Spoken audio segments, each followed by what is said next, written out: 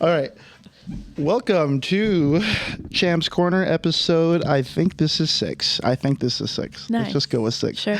I'm here with Cian freaking Boyd. Okay. Yeah. So as the audience may know, because I think this will be out by the time we announce it, you will be playing at Champions of Hope Vol.5. Yeah. With Lavinia and with Allie Dean. So it's a stacked lineup of female-fronted musicians.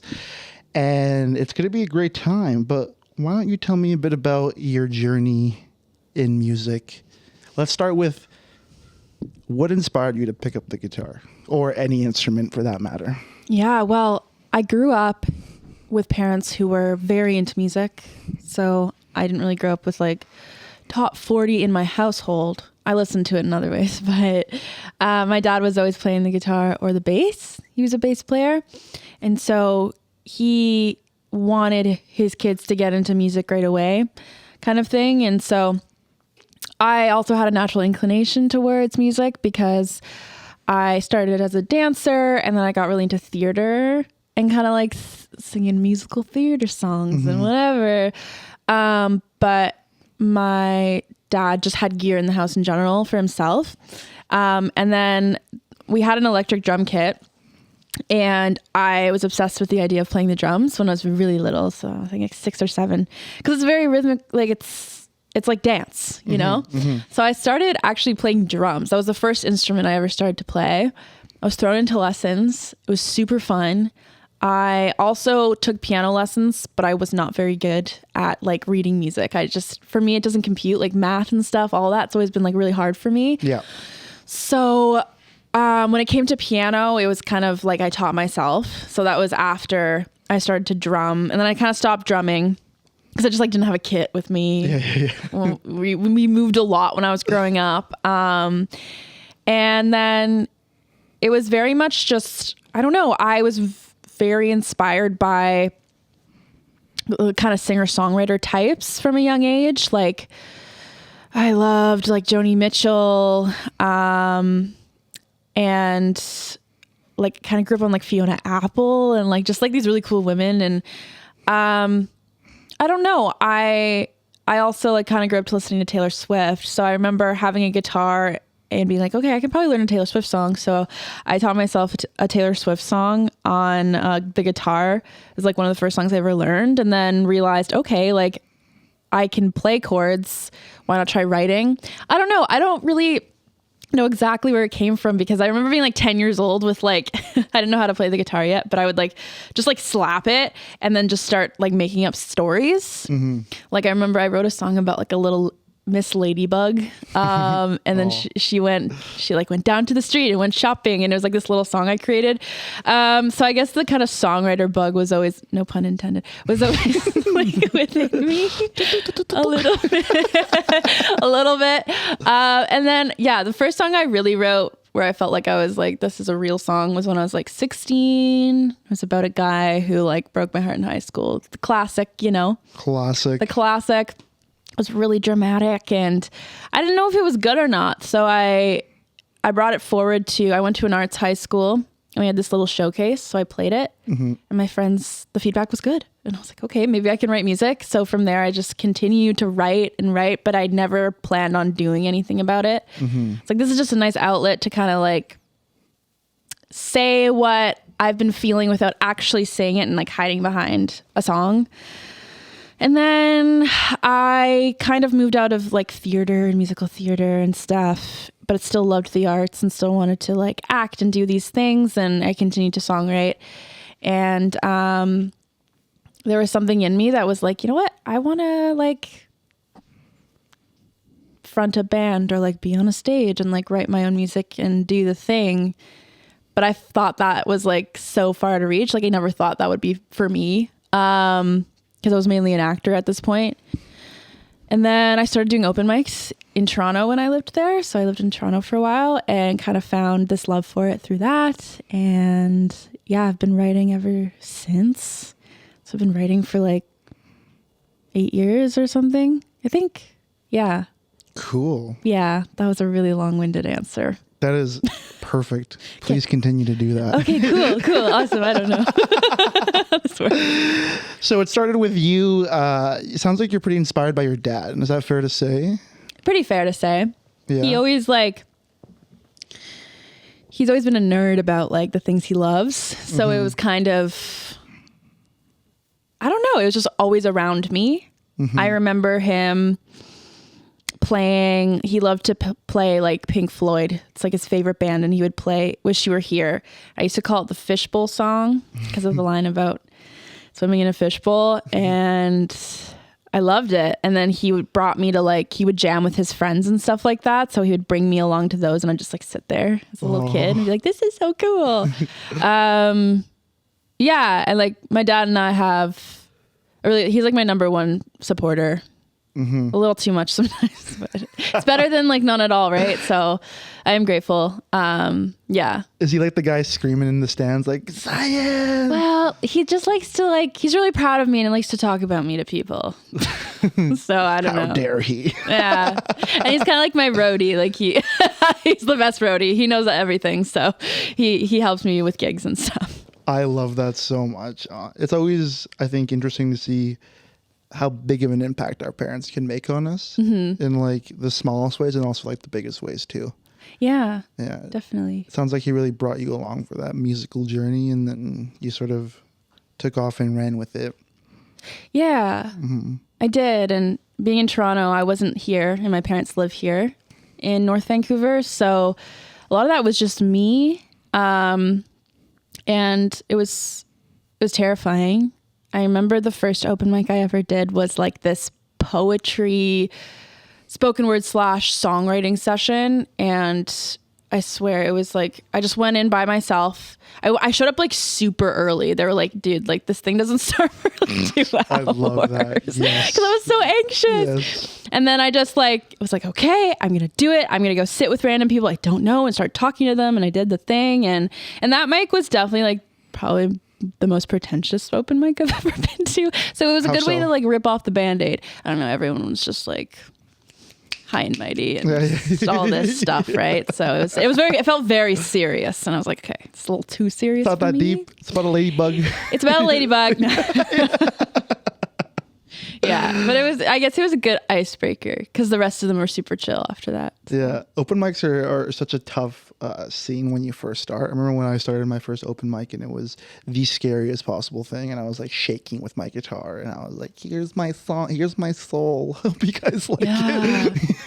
It is, and I find open mics people really listen to you, which is good. Like that's what I love in an audience now, but it's scary. I remember like everyone's quiet and paying attention and looking at me. And I was also, not confident in my skin when I started, and not confident holding a guitar, standing and playing. I was sitting for a long time, and then I was like, no, I'm going to stand and do it. I was like shaky, and my voice was shaky, but over time the confidence just started to build, I guess. And now I feel very comfortable, but yeah. And you never know who you're going to meet in an open mic. It's always an interesting group of people. There's a very interesting group of people. Yeah, there's people playing covers, people playing originals, and there's just like, there's always a big community vibe there, I find. Yeah, I find especially here. Yeah. Versus Toronto. I mean, you see the same people there, but here everyone has been really supportive and helpful, I find, and wants to connect with you right away. And I've been able to like collaborate or just get to know other musicians, I think, a lot easier. And also like where I'm at in my life now, I feel more confident in my abilities anyways to do that sort of thing. Like before I kind of wanted to hide away, I think. Yeah, hide behind the guitar. Hide behind the guitar. Yeah. Now I don't even want the guitar. I want a band. So, yeah. I love it. What were you doing in Toronto? I was there. So I kind of grew up there on and off. I went to high school there. So I had a lot of my really like formative years there. My family was living there too. And then they moved back out here, and I kind of followed suit. When was that? 2018, I think. And then like COVID happened in 2020. And I just really missed my old life and my old friends and stuff. And so I was like, fuck it, I'm going to move back there. So I moved back there by myself in 2021 or 2 or something like that. And spent a few years there. Yeah. Mm-hmm. Interesting. What do you say like are some of, let's break this down a little bit. So there's like inspirations for songs, right? Yeah. And what are like some of your like obvious like sonic inspirations in terms of like musicians? And then let's go to like non-music inspirations that influence your songwriting. I love it. So let's start with the musical ones. Yeah, I'd say like when I was young, it did start with like Taylor Swift, just because she has like an easy formula to follow. And I know people like dog on her all the time and whatever, but she knows how to write a hit. She's awesome. Right? So it was kind of her. And then, but I also loved listening to like Lana Del Rey. When I started listening to Lana Del Rey when I was like 12, which is Ooh. probably the reason I am who I am. No, but, and I loved how vulnerable and raw and kind of dark and just, I don't know, honest Lana was in her writing. Mm-hmm. So I took a lot of inspiration from her and also started writing poetry. 'Cause I thought, yeah, her music was poetry. And then one time someone compared me to Joni Mitchell when I was a teenager. And so I was like, who's that? And I got really inspired by her. I didn't know who she was. I know that's really bad. Oh my God. I'm not going to be a poser here. Okay. I'm just going to be honest. You want to know what? I'm so bad with like, I consider anyone before like the 90s or early 2000s like old artists, and I'm so bad with like famous like even Led Zeppelin I didn't really get into till later, and even Pink Floyd as well. Oh yeah. Like I was all about like the underground artists that no one knew who they were talking about. Like no one knew who it was when I was talking about them. You were really cool. Because I was just too cool. You were too cool for everybody else. Dude, Led Zeppelin? Come on. Basic. Yeah. Yeah. Well, I grew up with like the Beatles. Okay. I'm just going to like divert a little bit here. So I became obsessed with the Beatles when I was like 7 years old.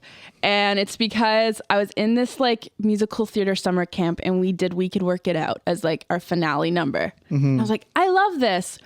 And my dad was like, okay, like, let me show you who these guys are. And this is when we had YouTube, and this is around the time they were remastering all their DVDs or CDs, sorry, and they were coming out as CDs. So he bought me all of them, and I got really obsessed with the Beatles. So I had this like, I don't know, Beatles and then like British Invasion moment where I got like into the Who and like the Kinks and like these other bands, and then Zeppelin was a little later, and like the classic rock I grew up on. But yeah, the more like the folk singer songwriter like Joni Mitchell, Joan Baez, those artists came a little later. Mm-hmm. But I found like they are like who I want to be like. Mm-hmm. Yeah. And then who else? If we're talking more modern, I really like Mitski a lot. Nice. I like Wise Blood, if you know who that is. I don't know who that is. She's incredible. You should get into her. She's she's really cool. Who else? I don't know. It's funny. People ask me like, who my idol is or like who I want to be. And it's like, I've always kind of been like, I don't know if I have one. I take little influences from all sorts of artists and people all the time. And I've always kind of felt like my own individual artist. Mm-hmm. And yeah, I don't know. And then I get compared to Stevie Nicks just because of like what I look like and my vibe sometimes. Oh, really? Which is nice. The best compliment in the world. And I do like Fleetwood Mac a lot. So yeah.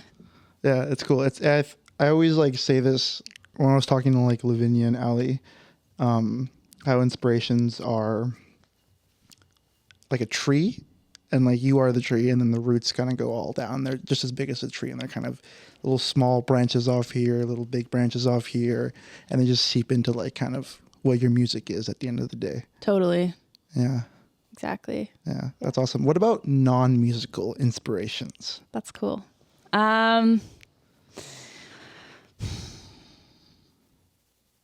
For me, like a lot of my songs come from a story or like almost from like a cinematic point of view. Like if I was directing a song. So how do I explain that? Like a lot of my inspiration comes from how a feeling might look on on film. That sounds so pretentious. No, but like that sounds good. I like that. I don't know, or like I write about my dreams. I have really wacky dreams. Really? So I like to take inspiration from my dreams. A lot of my poetry comes from my dreams. And then I can take that and write songs. And then within that kind of film, dreamy land, I love David Lynch. And I love how he is like, my art doesn't have to make sense and I don't have to explain it. It's just what you feel. And I think that's exactly like how I feel about my music. At least my journey has become more like poetic and more just about what the listener wants it to be. Like I'm not like, here's my story. You must understand everything I was feeling when I wrote this. This is what it's about. It's more like, here's my interpretation of the story from my point of view. But like, if it resonates for you in a different way, that's exactly what this is about. Because music has always been like that for me. So it's like why I want to make it about the listener and not so much about me, even if I'm writing about myself and like what I'm going through. How it reaches an audience is up to them, really.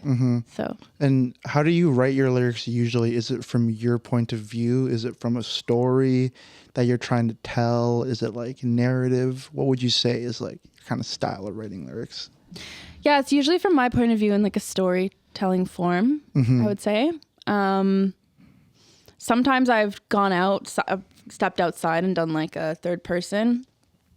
Other times, I remember I wrote a song called Elizabeth I call her Elizabeth, and it was to do with my anxiety and depression. So I was writing about this woman, Elizabeth, who comes in and like ruins my day and self-sabotages me. I don't know. Yeah, it really depends, but a lot of it's from the eye. From the eye? Like my story, yeah. Okay, cool. David Lynch is awesome. Mulholland Drive, love that movie. It's like top 4 on Letterboxd. 100%. I love that. What about like relationships? Like, are there relationships that really inspire you, whether they're friendships, family, romantic, whatever it be? Yeah, that's definitely where it started, was like how other people made me feel and how I viewed the relationship and creating a story out of that. And it can get away on you, because something I find I do is I, romanticize or color a relationship in a way in my music that might be a little different than what it was. And if someone knows it's about them, they're like, what the fuck? Like that literally happened to me. I remember I have a song out called Crazy. It's like the only song I have released right now, but I remember I wrote that and I was like friends with the guy after, and I don't know, we never really like talked about it after, because I was like, yeah, I wrote this song about how you called me crazy this one time and it really pissed me off, and then I kind of low-key made him look like the bad guy in the song, and but yeah. And then I do usually write about relationships, but now it's more like I can take an aspect of a relationship and that feeling, and like a lot of my music's about my own journey and my own growth. So it's like, it becomes a part of it. It's been a while since I've written a song that's like about somebody specifically, I guess, but it's definitely where I started. And it's always a good recipe. Oh, 100%. Like for a good song. Yeah. So 100%. That's how I started writing music myself. I just hearts were broken, and then guitar was picked up. Yes, exactly. Yeah, exactly. That's why I wrote that first song I wrote when I was 16. Yeah. You wrote that when you were 16? Not Crazy. Not Crazy? A different song. I called it Still Hurting, I think. And yeah, it was this completely romanticized, delusional, cinematic version of I want to call it not even a situationship. This guy was just like the school player, and I was one of his victims for a bit. Yeah. That's how I'll put it. Yeah. No, 100%. 100%. Yeah, relationships are always interesting. I feel like most people start with some sort of romantic relationship. And I think as you grow up, and like, I think, at least for me in my experience, I used to think like romantic relationships were everything. And then as I grew up and kind of grew into more relationships in terms of like friendships and family, Yeah. then I started realizing like how big of an impact those had on you as an individual. Definitely. Yeah. I find that now, like, I used to really struggle with friendships growing up. Like, I remember I always was fighting with my friends since a young age, and I was a very controlling, bossy child who was in a lot of fear for a long time, and so I didn't necessarily have the best, like, female friendships either. Like, those were always a bit toxic, and I don't know. Now in my life, like, the friends I have and I've gained over the past, like, couple years, it's like, now I know what unconditional love is and what it really looks like and what it means to be a friend and to show up for a friend and have integrity. And those relationships, the ones I have now, surpass any like romantic love I've ever felt, which isn't a ton. And yeah, it gives a whole meaning to like what a relationship is and what it should be. So now, like, when I'm looking for something more romantic, I kind of, well, first off, I always bring it to my friends to get their opinion, but I like put it next to how my friends treat me. And it's like, if my friends are treating me like way better, it's like, why would I even accept less than that, you know? And it's always been, a bit of a weird journey for me when it comes to romantic relationships. I was never someone that was like, I had a boyfriend and then I didn't, and then I had a boyfriend. Like, I was kind of always attracted to the wrong people. And I had a I've been in, like, we're getting vulnerable. That's okay. We're getting open. We're getting open. I had like one, I want to say, more serious relationship, boyfriend, for like a year. But other than that, it's been a lot of like me running around, creating my own chaos and never settling on something, and like going for the ones who were emotionally unavailable due to my own issues. Yeah. So it's not necessarily like, of course it's a lovely idea to have a romantic relationship, but I also know like it takes a lot to fully give to another person, and you have to have like a full cup on your own. Like, it's like 2 cups and you're both full and it flows and it works. But if someone's like less or you're looking for someone to fill yours and vice versa, it will never work. So for me, it's like, I think it might take some time before that happens for me. Just because I have a lot to do. I know. I feel like I have a lot to do first on my own. I don't know. Does that make sense? No, 100% makes sense. There's like a lot of self-discovery that needs to be made. And I think there's like, how old are you again? I'm 24. You're 24. Yeah. So like I'm very similar age. Like the middle part of your 20s is like, I feel like a portion of it usually is like where everything gets destroyed to some degree in some way. Definitely. And then you have to like rebuild back up and figure out like who actually am, like who was I trying to be and who do I actually want to be?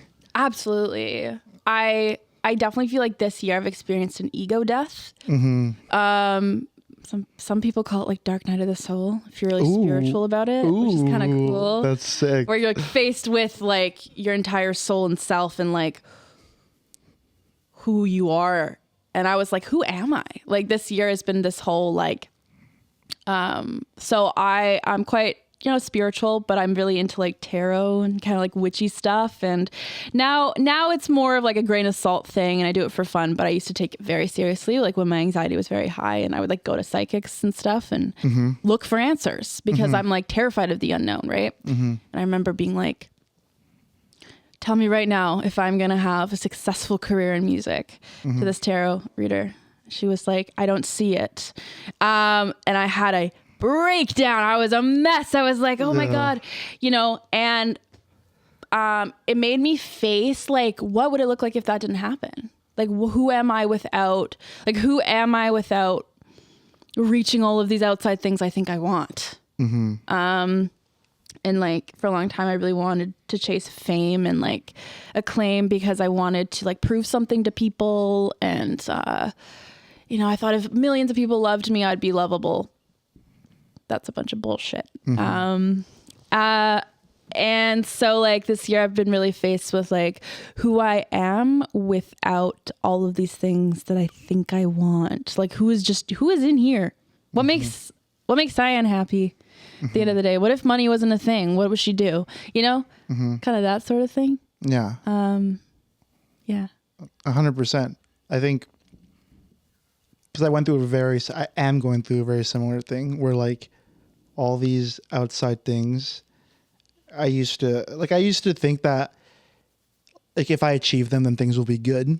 Right. And like I knew for a fact that was BS. I'm like, I know if I do get them, I'm still going to feel the exact same way I feel now. I'm just going to have them. Yeah. And it's a very humbling experience to realize that no matter what you do or what you achieve, if you don't have the relationship with yourself, then things are always going to not be that good. Because once you get it, it's like it's on to the next thing. Right? Like once you get millions of followers, it's like, okay, well, how do I get 2 million? Once I get 10 Billboard Top 100 hits, like how do I get 20? Yeah. Right? It's like you'll just become chronically unhappy. And yeah, that's like a very scary place to be. At least I find in my experience, because then it's like, well, now what do I do? Yeah, exactly. You know, like where do I look? And it's like you gotta turn inward. And then be like, hey, who is this person that I'm with 24/7? Because that's me. And like, how do I develop a healthy, loving relationship with that person? Because everywhere I go, there I am. Exactly. Right? Yeah, absolutely. Yeah. I was so focused on the destination, the goal, when I get to LA, when I get to New York, this will be better. When I am in this relationship, when these people know who I am, and it's non-existent. Yeah. It's like you're chasing your tail, right? Like a dog chasing its tail. It's like you're never going to catch it. Yeah, exactly. The farther you run, the faster you run, like the farther it is going to get away from you. Yeah. Right? Yeah. Yeah. It's a bit of a paradox. Yeah, definitely. So yeah, non-musical influences. That was good. That's good stuff. That's good stuff. Where do you think songs come from in your own life? Like, yeah. Where do you think songs come from? For me, it's just like a need. I don't know where it necessarily comes from. I don't have all the answers. But something within me needs to do it.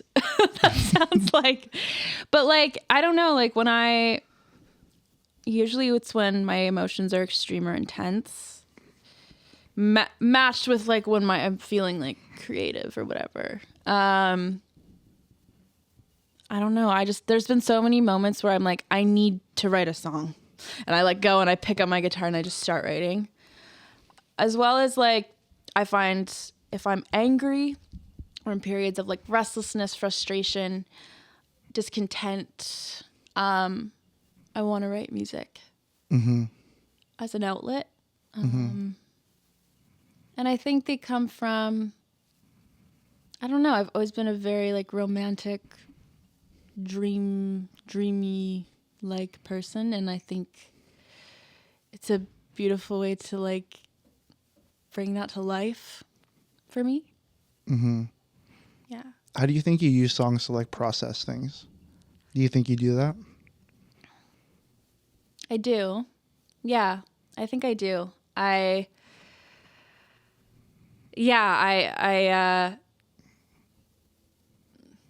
find lately, especially a lot of my writings to do with self-discovery and growth. And so when I put it down on paper and start to write about it and sing about it, I find some answers, or like it's like a puzzle that kind of clicks and comes together by the end, which is really cool. Yeah. Yeah. And when you write, do you Raccoons. Yeah, the raccoons are here. Do you find that when you sit down, do you have something and you're like, I need to write about this specifically? Or how does that come about for you? Do you sit down and be like, I need to write about this? Or do things just kind of come out? It's usually like I need to write about this thing, but then sometimes the story builds. Sometimes different things happen. Sometimes it's just a certain feeling or like a word. Like I wrote a song recently, and it was about, I made an amends with somebody from a few years ago, and he just happened to be in Vancouver, and it was just a really good opportunity. And how I felt like in that moment, I was such a different person standing next to him. I was like faced with my past in a different way, and I felt like such a different person standing next to him than I was last time I saw him. And so it was kind of about like the past and realizing your growth. And then I wrote a song about that, and then like other things started coming in, like my friendships and how that they've influenced that, and like different things. If that makes any sense. Oh, that does make sense. That does make sense, yeah. And what usually comes first for you? Is it chords, or is it a melody, or is it lyrics? How do you kind of start the songwriting process? Chords. Chords? Like always. Like I'll have the idea, and then I'm like, what chords suit this feeling, I guess, usually. Or sometimes I'll just start playing around with the guitar, and I'll play some chords, and I'm like, these chords sound like this feeling, and without initially having the feeling in mind. But I find, it's usually chords first for me. Yeah, interesting. Yeah, I can't remember where I heard this, but I think someone once said to me, or said online, and I read it, that chords were kind of like coordinates. Ooh. Like you pick them, and then they kind of like put you on a path to like write something in a certain style. Yeah. Whether you kind of like want to or not, it kind of pulls you in that direction. Like that's the way I process where I think songs come from. It's like I feel like they're like fireflies in like the forest, and I'm like catching them with like a jar. Cool. And I like kind of tune into them, and I'm like, okay, like because I don't know like where they come from. Like it just, the idea of a song just like comes out of me, and it's like, where does that even come from? Like I don't know. I don't have the answers. You know what I mean? Totally. And I don't think we have to find the answers. But I need the answer. I know, we need to know everything. I need to know everything. Yeah, I need to know, please. Cool. What was your first show like? My very first show? Yeah. My very first show was in Toronto at a place called Free Times Cafe. And it's where I did my first open mic, actually. And I guess the booking guy there was like, you should come play a show. And I was like, sweet. And it was just... No. Was it just me and a guitar? No, I actually at this point put a little band together. It was a very temporary little band, but it's these guys that I knew. It was a coworker of mine. He played bass, and then had a friend who played guitar, and then a friend who played keys. So I was like, let's get together, let's do the thing, and they were on board, and it was really just an awesome moment of alignment. And it was such a fun show because it was like at the point where I was writing my own music, but I wasn't totally confident. So like half of it was covers, but I kind of just like had fun and got to do what I wanted. And I remember having like so many friends there, and then my parents flew out to Toronto at that time to come. And it was just like this weird moment of like all my different circles colliding, and then like crossover episode in this room. And I remember having a really good time. I do know like with my first show, I was still not comfortable fully like moving on the stage, and like, you know, still rigid with the guitar, close my eyes a lot of the time. But that was just because it was early days still. And then it was really fun to have friends being supportive and like celebrate me. And this was back when I was drinking, so buying me shots after, and like, you know, woo, let's have a fun night.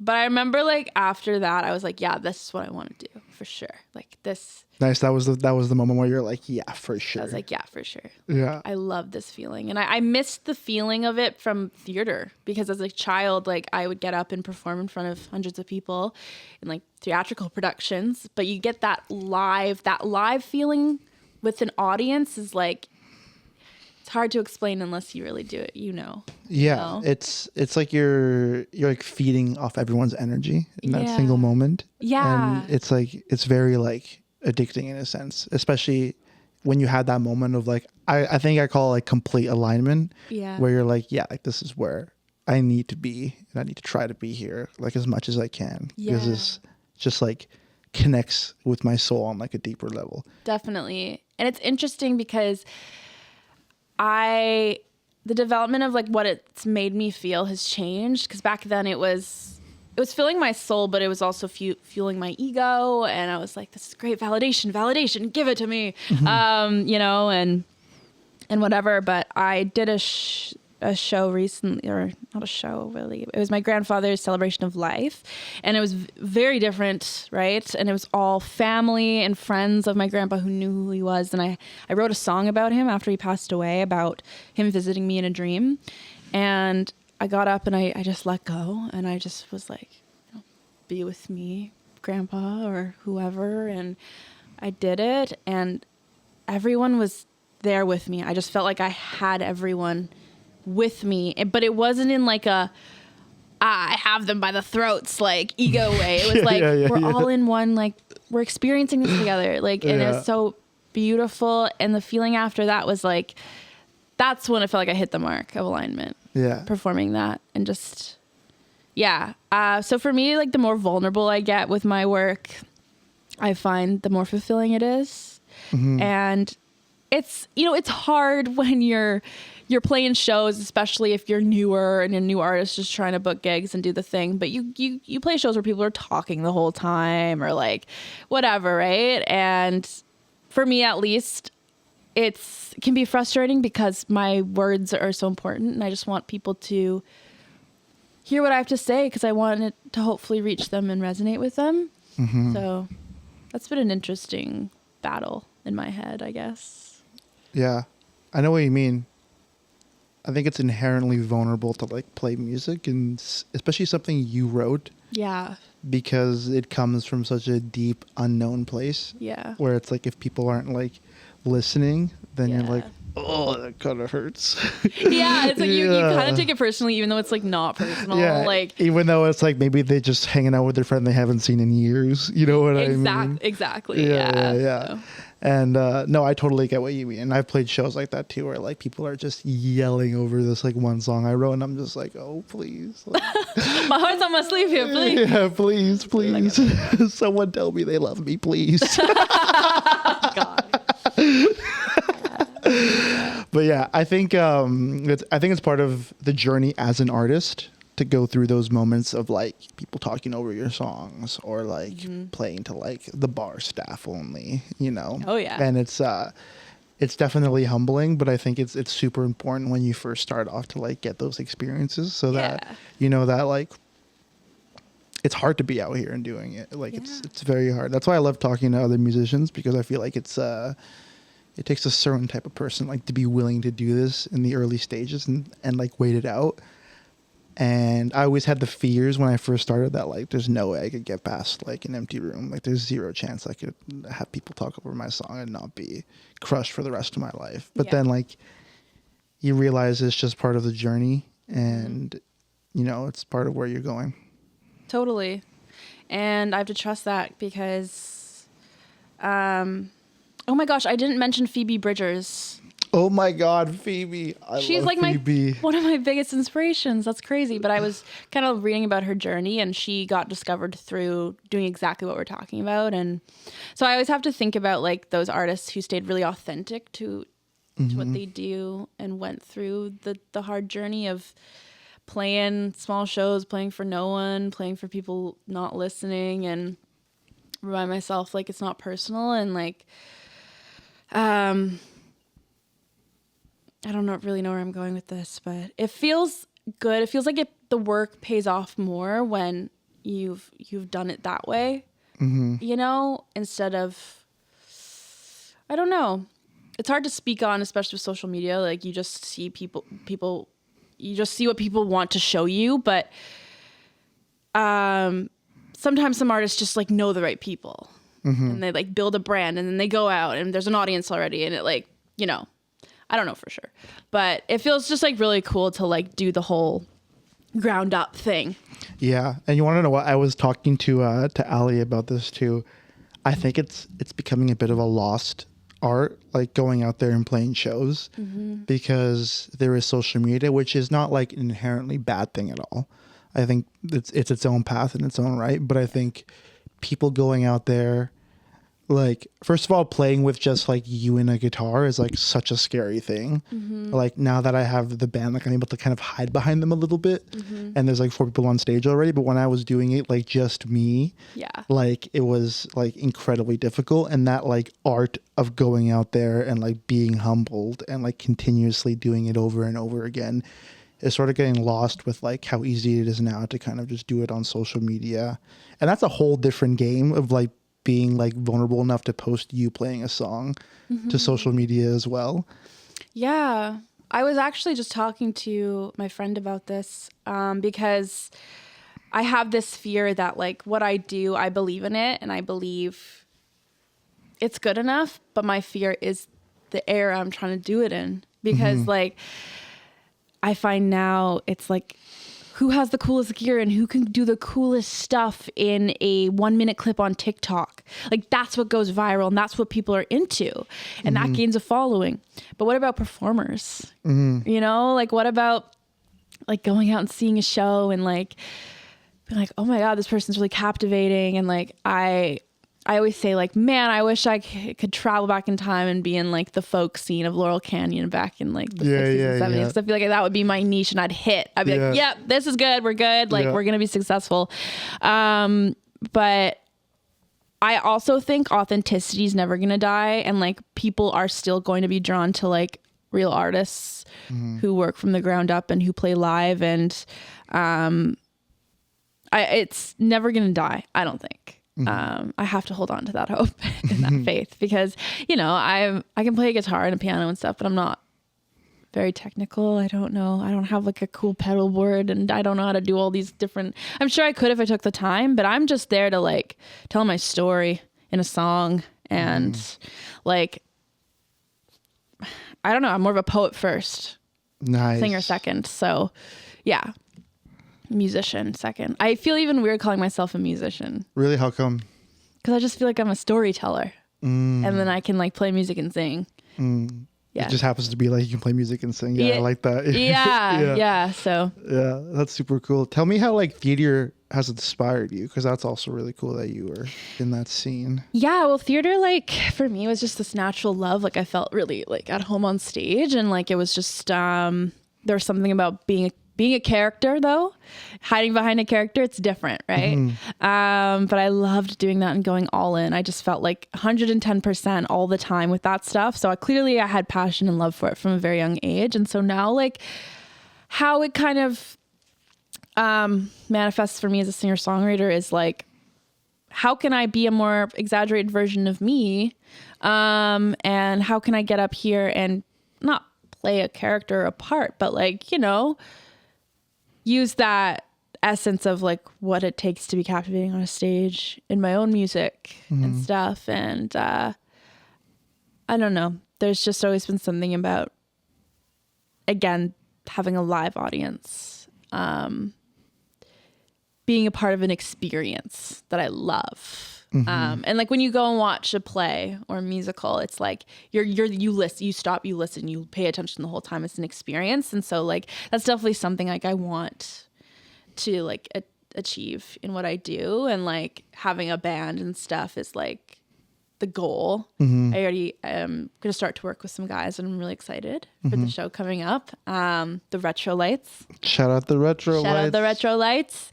But like, yeah, like I don't see myself with like a guitar even. Like I just want to be on stage. And I think like artists like I think of Freddie Mercury right away when it comes to like theater versus like a rock band and like bringing that to life. Yeah, like just mingling them together. It's a show. It's like a whole thing. It's not just like you singing. Singing. Yeah. So yeah, I don't know. Lots of visions, lots of ideas. What's kind of your dream like stage setup? Like how would you think you would combine those two things? That's cool.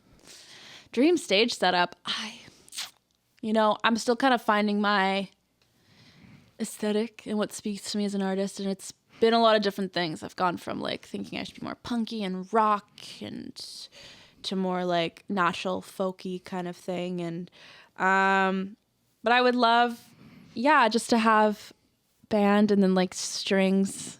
I love strings. Oh, strings and, are so beautiful. Maybe horn, and like I could see myself like swinging from a swing on like I don't know. I love that. And like that sort of thing, you know, and I love the idea of like, I don't know, like a forest or something. Now I'm getting like really like visual with it, but I don't know, like on stage. This is going to be a super random question. Did you ever see the videos of the Eras tour from Taylor Swift? Yeah.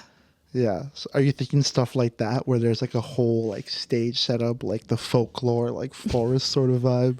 I love that. Like, by the way. yeah, but I don't know if I'm going to be the artist that like sells out arenas. I don't know, but there's something about that I love. I definitely like I'm really connected to nature, and like I can feel it kind of in my music now that I'm more folky and moving into that sort of thing. And so I love the idea of that. Yeah. Something I love about theater, like especially going to see like a Broadway production, is like the set. It's so cool. It's next level, like, I don't know, an experience for sure. So I keep saying that word, but yeah. It's true though. It is an experience. Like people go there to like watch a show.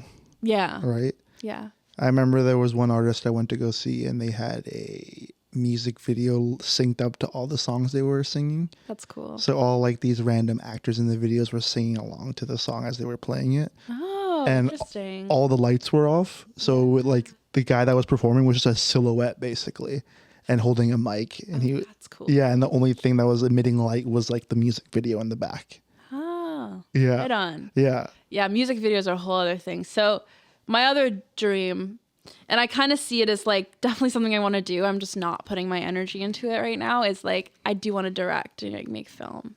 Ooh. And so like music videos, I'm so excited because I really want to be able to do that, like I was talking about earlier tonight. Like songs for me are like a cinematic experience in a way, so conveying that for real in like a video would be a dream. And yeah. Cool. Yeah. Cool. That's awesome. So what has your experience been like in the Vancouver music scene thus far?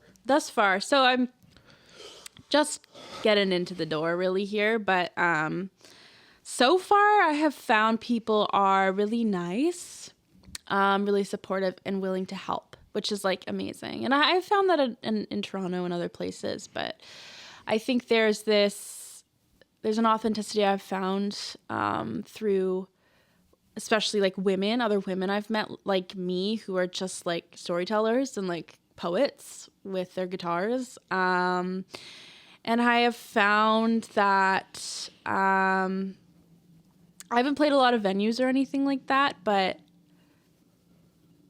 I don't know.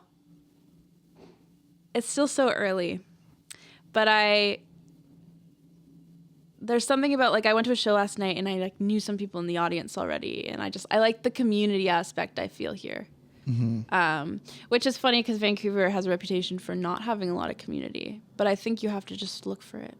And I've definitely found it in like the open mic scene for sure. I'm in this like big group chat that is on mute. Like I never, I never read anything, but yeah. So far from an artist perspective, the music scene's very like collaborative. Yeah. Where was the show last night? At the Heatley. Nice. Yeah, which I love and planning on playing this fall.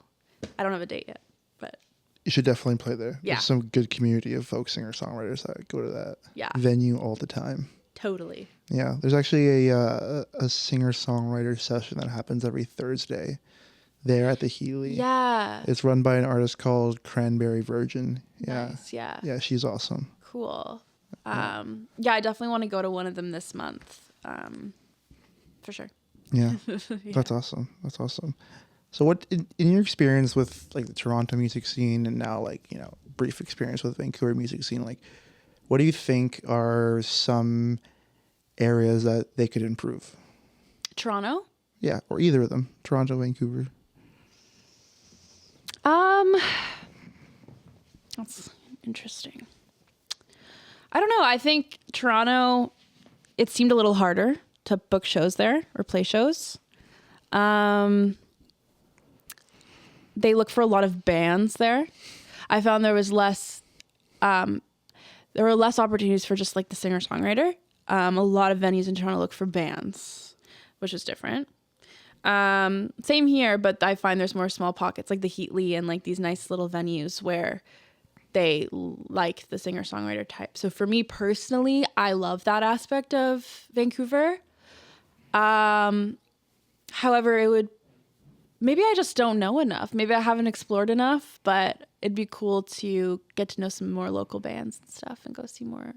Like I've been to a show at Green Auto, did an open mic at Green Auto, which was super cool. Sick. That was sick. It was awesome. And stuff. But yeah, and then Toronto, I think, yeah, maybe more opportunity for the solo kind of type. I don't know though. Yeah. Yeah. Yeah. No, I like that. I like that a lot.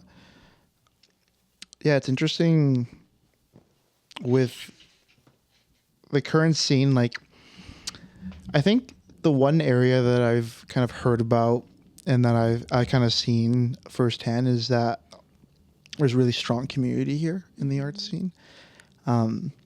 The issue is that it's just hard to find. Yeah.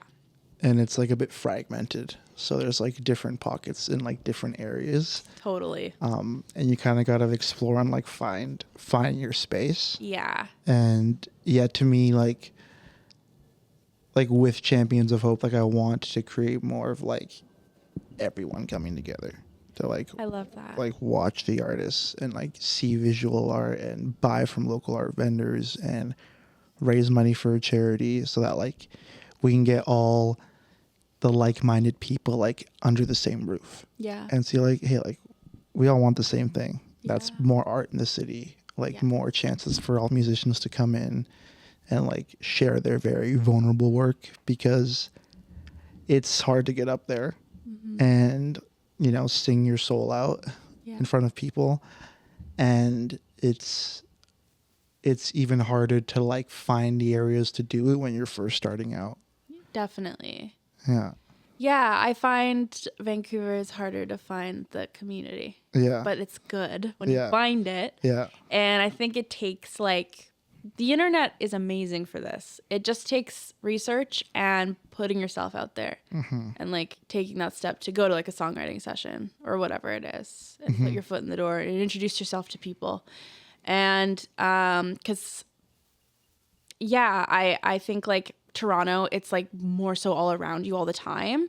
Like there's Kensington Market, which is like very artistic kind of place. Like at night, there's an open mic at this bar, and then there's a show at this place, and then like, and it's all in like one little thing, and there's artists on the street and doing stuff, and there's also a lot of homeless, but that's different.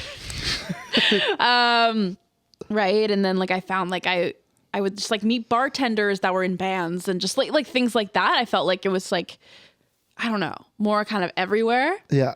But because of that, getting into the community was almost a little harder because you get like lost in the sauce, you know, like at least in Vancouver, it's like, you know, this person, they're probably going to know this person and this person. It all kind of like connects into this one, like smaller web, which I kind of like with the kind of music I'm making right now. Because I also like for a while was like, no, I should be in a place like Toronto. I should be in a place like New York or LA where it's a bunch of us and that's where people make it. Right. When sometimes it's better to build like a really good foundation somewhere like Vancouver. And then from there, go down to LA, go to wherever else. Right?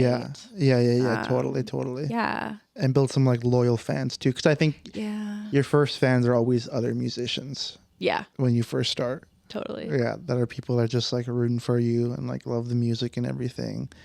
And, yeah, That's kind of how we met too, because I knew you were a musician, and I was Yeah. like, yeah, I would see you around, and I'm like, I'm pretty sure Cian's a musician, but Just by what I looked like? Or? no, I heard it from Rain, and I was Okay. like, yeah, and I was like, I guess Rain, maybe I should say hi to her at some point. Maybe one of these days.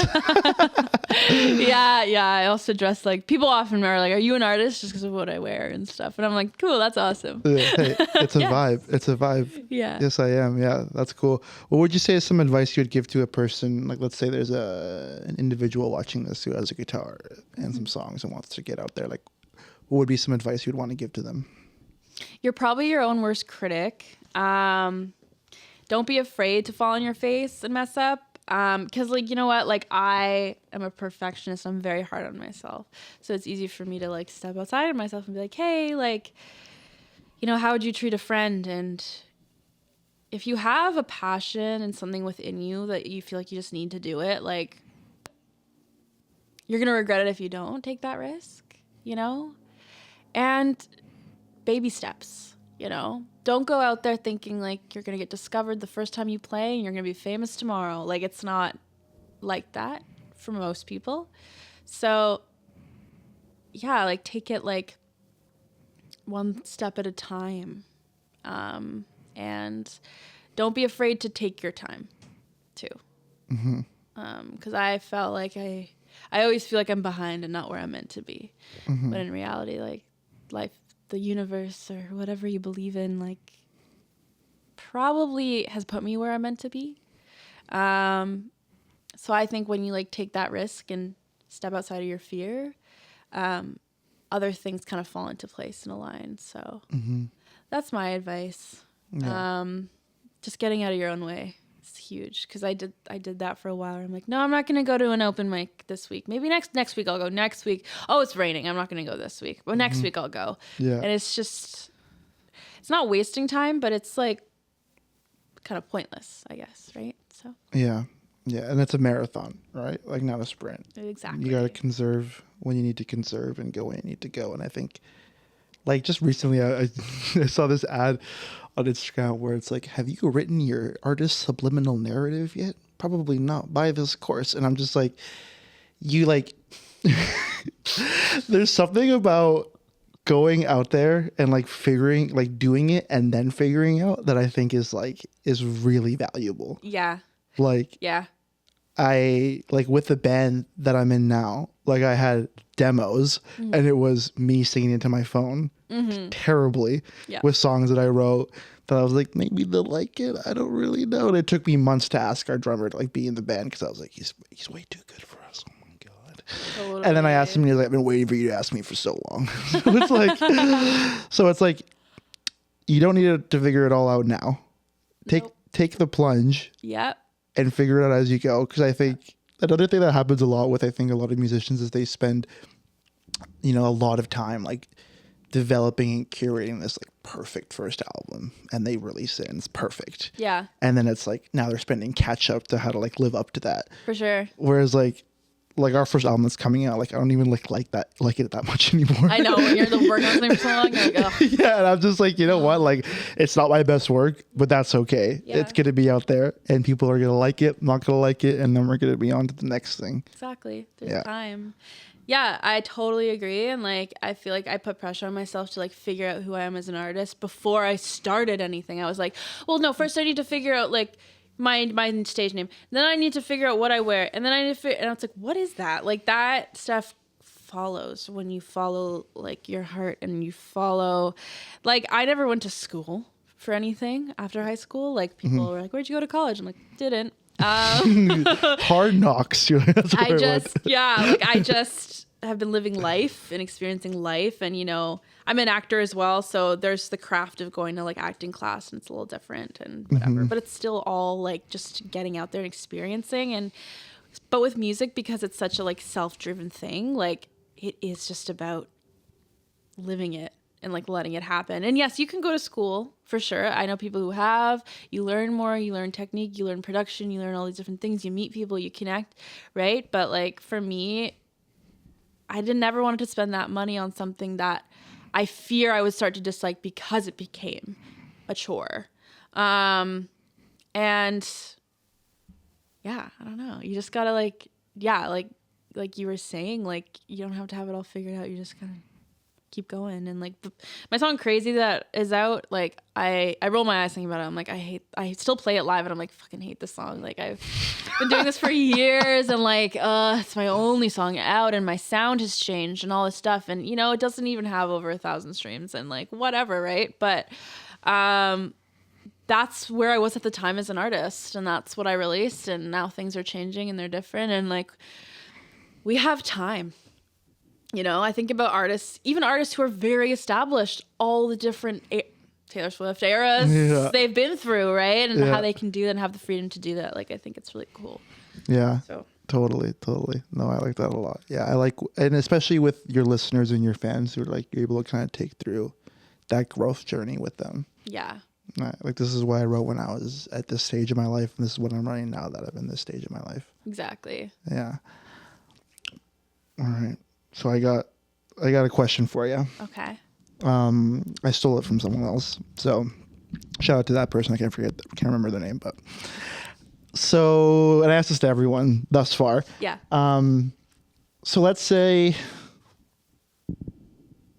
your songs are gone. Your music, your art, it's all gone. What would be the message you would want to leave with people that connects to your work? You're never alone in anything you experience. Because I felt my whole life like I was alone with everything, you know?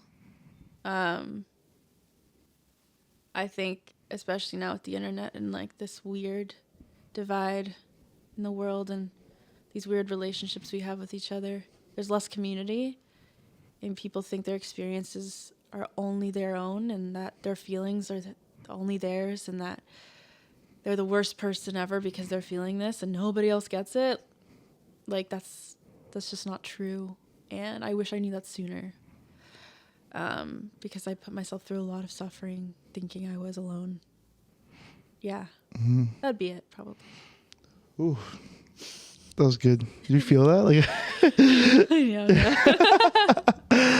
That was good. No, I really like that. You are definitely the person who answered that the quickest too. So that's interesting. Yeah. Oh my God, no doubt. For me, like the art, the music, everything's just a product of those feelings. Yeah. So you're not alone. Not alone. Yeah. Yeah. The human experience is a universal experience to everyone who's alive. Yes. And we need to remember that more than ever. It makes me very sad thinking about how, anyways, won't get into all that. It's, I think it's definitely, it's tough out here. And I think the one thing I always think about, which like, it sounds very dark when I say it, but it helps me, I think, empathize with people more and like just understand everyone, is that like no one really chose to be here. Like we were all just plopped on this earth and we're given a thing called life. Yep. It's like, all right, so here's your life. Maybe you're born poor, maybe you're born rich, maybe you're born in the middle. Figure it out and let's see how it goes. Mm-hmm. And I always think about that when I'm interacting with anyone, is that this person is just trying to figure out how to live their life. Totally. And everything is just new, mostly all the time, because you're in a new state. And for me, like I'm in a new mental state, emotional state, like every other like 20 minutes. And I'm like, whoa. Yeah, honestly.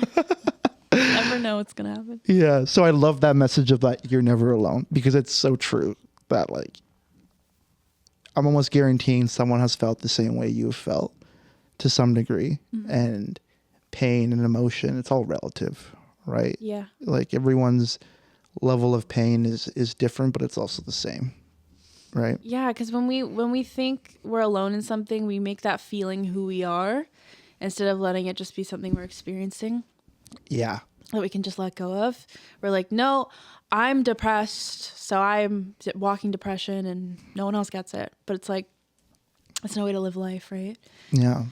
Yeah. I think humans were meant to be on this earth, to love one another, have community, have family, create art, create things, express, and I don't know.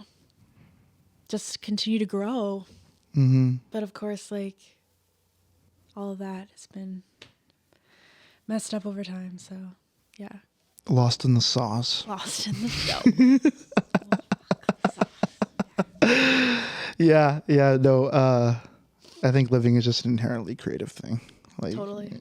You know, even if people say like, I'm not creative, it's like you figured out how to live your life this far. And I'm sure there wasn't a handbook that you were given that was like, Put on an outfit today. Yeah, Like, that's yeah. creative. So, yeah. So sorry, you're wrong. you're wrong. Yeah. Okay. You got any exciting things coming up that you want to announce to the... I do. So I will be doing the Champions of Hope show at the Mezzanine. Can I say that? Yeah. Yes. On October 24th. Yes. October 24th, with the Retrolights, they'll be supporting me. And then I'll be playing The Painted Ship, November 8th, with some other female artists. I've got Acoustic Eel coming out to support me, and Atlin Morgan, for sure, those two. Ooh. And they're wonderful women who are folk singer-songwriters, and they're really awesome. Nice. So, yeah, that's what I've got right now coming up. Mm-hmm. Officially. Any plans for releases coming up soon? Yeah, well, I have been working on a couple things, but I'm in this kind of weird process of like transitioning my sound and like what I really want to be out there, but the goal is an EP by next year. Nice. Yes. That's exciting stuff. Yeah. Cool. Well, Cian, thank you so much for coming on the podcast. Yeah. Thank you for agreeing to play Champions of Hope Vol.5. Of course. It's going to be an absolute blast. And yeah, female musicians, female visual artists, and hopefully a female MC too, if we can find one in time. Oh, hell yeah. Yeah, so yeah, it's going to be a good one. Yay. Woohoo. Thank you so much. Of course. Cool. Let's just do this little like exit music.